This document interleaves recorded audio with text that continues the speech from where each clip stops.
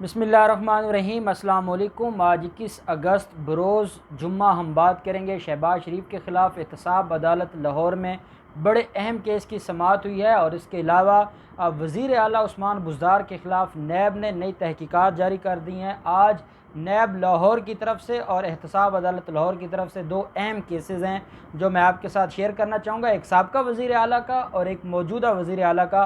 पहले हम बात कर लेते हैं साबका वज़ीर आला के केसेस की। उसमें जो अहम डेवलपमेंट हुई है वो ये हुई है कि मैंने आपको बताया था 2 दिन पहले नैब ने रेफरेंस फाइल कर दिया है आमदन से ज़्यादा असासाजात केस में। आज उसके ऊपर पहली समाअत हुई है। एहतसाब अदालत के जज जवादुल हसन साहब इस केस को सुन रहे थे, इस केस की समाअत कर रहे थे। और नैब की तरफ से जो प्रोसिक्यूटर पेश हुए हाफिज़ आसिम मुमताज़, वो अदालत में पेश हुए और उन्होंने आकर अदालत से, हमेशा जब भी कोई रेफरेंस फ़ाइल होता है, रेफरेंस फ़ाइल होने के बाद जो रजिस्ट्रार है एहतसाब अदालत का, पहले वो उस रेफरेंस को चेक करता है, क्योंकि ये 55 वालीम पर मुश्तमिल है, हज़ारों सफ़हात पर मुश्तमिल ये रेफरेंस है। और इसको चेक करने के लिए और इसकी तरतीब देखने के लिए, डॉक्यूमेंट्स को देखने के लिए, जो एविडेंस लगाई गई है उसकी तरतीब देखने के लिए 2 दिन का टाइम चाहिए होता है। तो 2 दिन के बाद रजिस्ट्रार ऑफिस ने एहतसाब अदालत को ये पैगाम भेजा और ये रिक्वेस्ट की कि ये रेफरेंस मंजूर हो चुका है और इसको समाअत के लिए फ़िक्स किया जाए।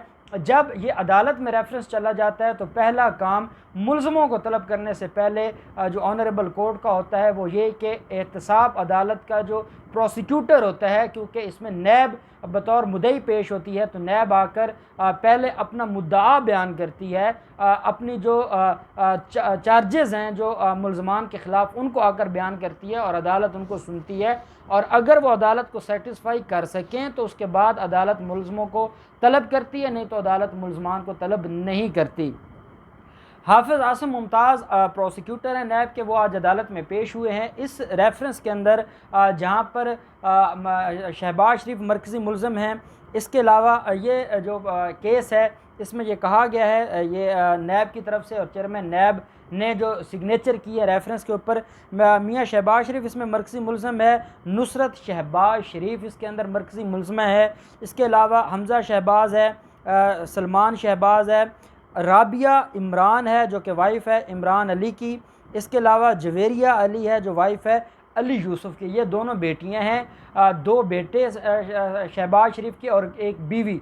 ये 5 लोग हैं एक फ़ैमिली के। और इसके अलावा बाकी 16 मुल्ज़मान हैं जिनके ख़िलाफ़ ये रेफरेंस फ़ाइल किया गया है। और इन 16 मुल्ज़मान में जो लोग गिरफ़्तार हो चुके हैं इस वक्त तक, उसमें मुश्ताक चीनी गिरफ़्तार हो चुका है, फ़ज़ल दाद गिरफ़्तार हो चुका है, कासिम कयूम गिरफ़्तार हो चुका है, आफ्ताब गिरफ़्तार हो चुका है। और इसके अलावा जो CFO है शरीफ ग्रुप ऑफ कंपनीज़ का मोहम्मद उस्मान, जिसका इस केस के अंदर बड़ा किरदार है, वो भी गिरफ़्तार हो चुका है। ये 5 मुल्ज़मान फ़िज़िकल रिमांड पर नैब की कस्टडी में हैं और एक मुल्ज़िम हमज़ा शहबाज इस केस के अंदर जुडिशल रिमांड पर हैं, वो जेल में हैं।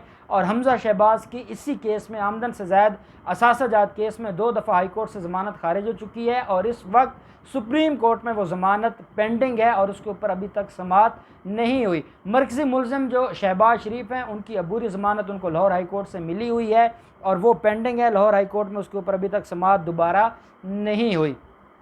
अब इसमें जो आज कार्रवाई हुई है, सबसे पहले जो एहतसाब अदालत के प्रोसिक्यूटर थे उन्होंने अदालत को बताया कि इस केस के अंदर जहां उन्होंने गवाहान का जिक्र किया कि कौन कौन गवाह है, उनका इस केस के साथ क्या जोड़ है, क्या ताल्लुक़ है, शहबाज शरीफ उसके ख़िलाफ़ क्या एलिगेशन है। ये 7 अरब 32 करोड़ रुपए का ये रेफरेंस है जिसमें यह कहा गया है कि ये जो 7 अरब 32 करोड़ रुपए हैं ये इनकी आमदन से ज़ायद हैं और ये साबित नहीं कर सके कि ये पैसे कहाँ से है, ये कैसे ट्रांजैक्शंस होती रही। इसमें 2 चीज़ें हैं। मुश्ताक चीनी ये जो रमज़ान शुगर मिल है उसका मैनेजर था। अब आप इस नाम से ख़ुद अंदाज़ा लगा सकते हैं कि मुश्ताक एलियस चीनी ये मैनेजर है और ये किस तरह के लोग इनके जो मुलाजमीन हैं, और उन लोगों का आप उन लोगों के नाम से अंदाज़ा लगा सकते हैं कि बड़े बड़े क्रिमिनल्स इनके जो ऑफिशियल्स थे इनके जो इंडस्ट्रीज़ में या फैक्ट्रीज़ में। मुश्ताक चीनी ने अदालत को ये बयान अपना रिकॉर्ड करवा चुके हैं इनके ख़िलाफ़ और वो ये कह चुके हैं कि सलमान शहबाज पैसे भिजवाता था। सलमान शहबाज हमारे अकाउंट्स और हमारे नाम पर मुख्तलिफ़ कंपनीज़ बनाते थे। मुख्तलिफ़ कंपनीज़ में मुश्ताक चीनी कहते हैं कि मेरे और मेरे बेटे के ख़िलाफ़ कई कंपनियां इन्होंने खोल रखी थी, उसमें पैसे आते थे, ट्रांजैक्शन होती थी। हमें सिर्फ ये कहा जाता था कि आप इस जो डॉक्यूमेंट है इसके ऊपर सिग्नेचर कर दें, इस चेक के ऊपर सिग्नेचर कर दें। इसके अलावा हमारा कोई किरदार नहीं था। और उसमें बताया यह गया कि कितने मिलियन रुपए की ट्रांजैक्शन जो ब्लैक मनी थी वो बाहर जाती थी। हमजा शहबाज बाहर भिजवाते थे, सलमान शहबाज उसको वाइट मनी करके वापस इन अकाउंट्स में ट्रांजैक्शन होती थी। और ये 2018 में ये जब ट्रांजैक्शन फ़ॉरेन अकाउंट से हो रही थी तो तब जो रिकवरी यूनिट है जो इन मामलात को देखता है, उन्होंने फिर नैब को ये बताया था कि फ़ॉरेन अकाउंट से कुछ ट्रांजैक्शंस चल रही हैं रमज़ान शुगर मिल और शरीफ ग्रुप ऑफ कंपनीज़ के मुख्तलिफ़ अकाउंट्स में, तो उसकी जांच पड़ताल शुरू की गई थी। इसमें जो मोहम्मद उस्मान है जो CFO है वो मैंने आपको 2 दिन पहले बताया था, बड़ी डिटेल वो अपनी स्टेटमेंट दे चुका है शरीफ ख़ानदान के ख़िलाफ़। और शरीफ ख़ानदान के लिए उससे निकलना बड़ा मुश्किल हो गया है। और मुझे ये लगता है कि अगले आने वाले दिनों में सबसे बड़ा जो वादा माफ़ गवाह बन सकता है नैब का, वो CFO है मोहम्मद उस्मान, जो सारे के सारे मामलात कहने पर, और ये मुश्ताक चीनी ने ये अदालत में बयान दिया था जिसकी बुनियाद पर मोहम्मद उस्मान को गिरफ़्तार किया गया था कि हम जितने भी अकाउंट्स बनाते थे या हमारे अकाउंट्स को इस्तेमाल किया जाता था, उनको रन करने वाला वो मोहम्मद उस्मान था। मोहम्मद उस्मान हमें दफ्तर में बुलाकर इतना कहता था कि ये फॉर्म है, इसको फिल करें, ये ट्रांजैक्शन हो रही है, ये पे ऑर्डर है, ये चेक है, उसके ऊपर सिग्नेचर मोहम्मद उस्मान लेता था और मोहम्मद उस्मान भेजता था सलमान शहबाज को। और यहाँ पर सलमान शहबाज और हमजा शहबाज का सारा काम, अकाउंट्स का काम मोहम्मद उस्मान देखता था, जो मोहम्मद उस्मान अब इनके ख़िलाफ़ बयान दे चुका है। इसके अलावा और 4 वादा माफ़ गवाह जो इस रेफरेंस के अंदर जिनका ज़िक्र किया गया है, उसमें यासर मुश्ताक है, ये मुश्ताक चीनी का बेटा है, मोहम्मद मुश्ताक एलियस चीनी ये ख़ुद। इसके अलावा शहद रफ़ीक ये भी वहाँ पर मुलाजिम हैं इनके शरीफ ख़ानदान के, और आफ्ताब अहमद, ये 4 लोग हैं जो वादा माफ़ गवाह बन चुके हैं इस केस के अंदर। और इस केस में सबसे अहम डेवलपमेंट ये है कि 27 अगस्त के लिए मुलजमान को तलब कर लिया है। हमजा शहबाज को भी, सलमान शहबाज इसके अंदर इश्तिहारी डिक्लेयर हो चुके हैं, प्रोक्लेम्ड ऑफेंडर डिक्लेयर हो चुके हैं। बाकी जो मुलजमान हैं उनमें से हमजा शहबाज और सलमान शहबाज शरीफ को अदालत ने हुक्म जारी किया है कि वो पेश हों इस केस के अंदर। और अहम बात यह है कि शहबाज शरीफ की बीवी और बेटियों को के बारे में अदालत ने नैब को कह दिया है कि उनका किरदार हमें बताएं और उस हिसाब से उनको गिरफ़्तार करना है, उनके वारंट जारी करने हैं, उनके ख़िलाफ़ समन जारी करने। अदालत ने कहा है कि हमें आप 1-2 दिन में ये सारी चीज़ें बताएं, फिर हम उस हिसाब से इनके ख़िलाफ़ आगे कार्रवाई शुरू कर देंगे।